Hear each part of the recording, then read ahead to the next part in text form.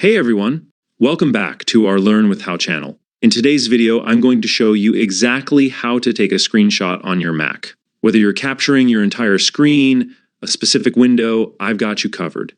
Let's dive right in. First, let's start with how to take a screenshot of your entire screen. It's super simple. All you need to do is press Command plus Shift plus 3 at the same time. Once you press this, your Mac will instantly capture the entire screen.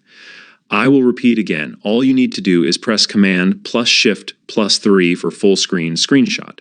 Next, let's say you only want to capture part of your screen. No problem, just press Command plus Shift plus 4. After pressing this, your cursor will turn into a crosshair. Simply click and drag to select the area you want to capture, then release your mouse or trackpad.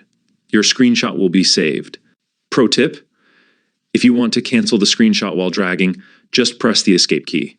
If you found this video helpful, give it a thumbs up and don't forget to subscribe to Learn with How for more tech tips and tutorials. Have any questions or suggestions for future videos? Drop them in the comments below. Thanks for watching, and I'll see you in the next one.